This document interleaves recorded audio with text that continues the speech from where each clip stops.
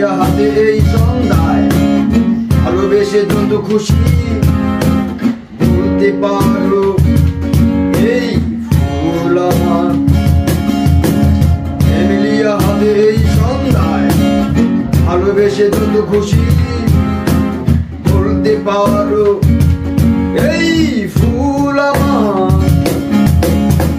শুধু ছড়াবে চৌড়া লজ্জায় বলবে না কিছু, শুধু ছড়াবে চৌড়া লজ্জায় বলবে না কিছু, থাকবে নীরব ধরাই ধরাই রটিয়ে দেব তুমি আমার।